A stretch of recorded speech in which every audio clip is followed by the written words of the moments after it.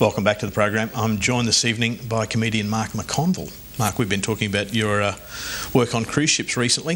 Is there something that's stayed with you from your recent tours that you're kind of working on? Well, funny you say that. When you I'd have to, wouldn't I? Well, yeah.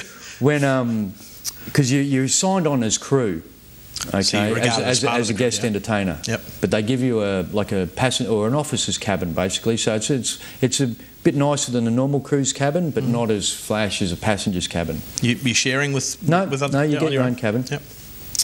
And they give you what's called a supernumerary card as a crew member, and the card actually basically everybody on the ship gets one. Passengers as well, and what the card tells you is your muster station, which, you know, if before a ship leaves shore, they've got to go through like an aircraft, the safety, you know, demonstration. They do the same thing on a ship, and everyone's got a muster station, which is a part of the ship where when the alarm bell rings, you've got to grab your life jacket and go to that station. So on your card it says your muster station and you know, your lifeboat and all this sort of stuff. But on the crew, it says crew duties, you know, if you've got anything to do in the case of an emergency. Yep.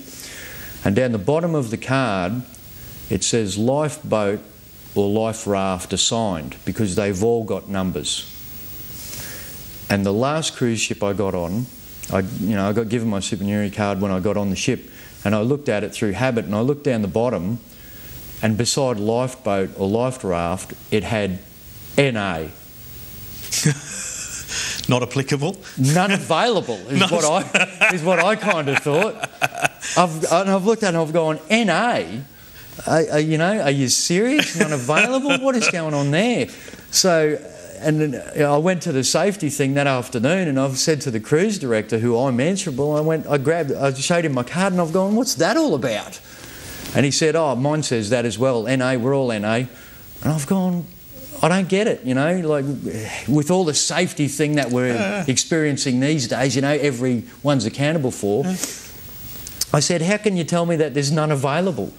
And he said, well, you know, we get the last pick, and if you're, you know, if you're in a position to help people out or whatever, and these people are muster those people, we just chuck you wherever. And I'm like, great. You know, so like, I was thinking, what do you expect me to be like, you know, on the Titanic where the ship's going down and they're playing? What do you want me up there telling gags, you know? Like, don't forget your life jacket and your whistle and, you know, all this. As a comedian, you'd be instantly expected to give up your seat for the ladies and children, I would imagine, wouldn't you? Oh, of course, you know, obviously, but, you know, I'd like to think there's at least a seat for me somewhere, you know, but to see NA, I was just like, gave me a bit of a shock, you know, because when you're out at sea, every lunchtime, the captain comes over and he gives you a report of where you are, you know, latitude, longitude, ship speed, all this sort of stuff. And between Australia and Vanuatu and New Caledonia, where these ships operate, every lunchtime when they come over, they tell you that you're sailing through 4,000 metres of water, deep, you know. Just in case you're interested, the depth is 4,200 metres that we're sailing through at the moment, you know. And I'm going, don't tell me that when you're telling me I don't have a life. You know, there's no life rafts available. So, yeah, I don't know why they do it. You've got a one-man show coming up. How's this different from a regular comedy gig? Oh, well, this one for me is, it's very close to my heart, this one, titled It's About Time. And what I've done here is, there's a message in this show. Like, it's a comedy show, but at the same time there's a message in this show where the show's very, I've got a slideshow presentation, there's, you know, photos and movies and all this sort of stuff, and it's about time, as in our time is very valuable, you know. And how the show came about was at the beginning of this year. I was sitting at my desk, and, you know, like most people after the, you know, have moments in their life where they think, oh, you know, I thought I'd be doing this, or I thought I'd be doing that, or why isn't this working, or whatever. And And I just thought, it's about time I changed a few things in my life, So I had a notepad there and I just started writing a list. And I put, it's about time I, looked after my health, sorted out my finances, a lot of the usual stuff.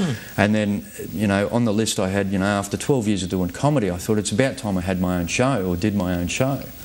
And then I thought, what would I do a show about? And then at the top of the list, there it was. It's about time. We all have lists of things that we should be doing or we want to be doing.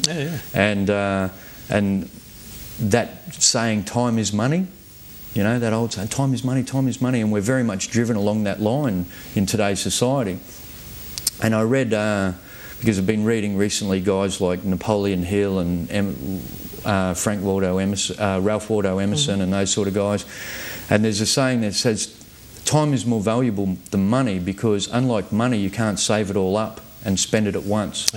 And once it's gone, you can't make it up on another investment. So the ability to be able to use your time wisely, and Shakespeare compares a man's lifetime to an hour. In the play Macbeth, the line reads, life is but a walking shadow, a poor player that struts and frets his hour upon the stage and then is heard no more. So he's saying that,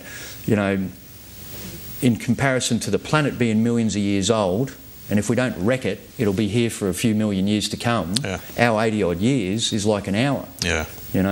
And in comparison, it's even less than that. So time's very precious. So it is about time. Let's make the most of it. Seize the day. Yeah, definitely. And that's why I feel fortunate that I can spend my time doing something that I love doing. We've just about run out of time. No worries at all. If people want to catch a Mark McConville show, where's the best way of finding out where you'll be appearing? markmcconville.com.au. So that's pretty simple, and I have a blog on there that people can get onto, and there's information about upcoming shows and that sort of stuff, and photos, videos, all that sort of gear on there. How did your mum and dad react when you told them you were going to give work away and become a comedian?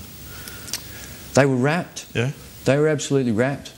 When you make that decision, certain people say, like you said, oh really, that's what you're going to do? And other people that know you go, excellent, that's fantastic. That's exactly what you should be doing. It's a good place to be in when you're supported by people who support you being happy, isn't it? Oh, for sure. Oh, for sure. And you can't beat that kind of support.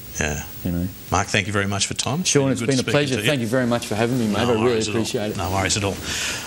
You've been watching Between the Lines. My guest on the program this evening, Mark McConville. I'm Sean Bindley, and I look forward to joining you again next week.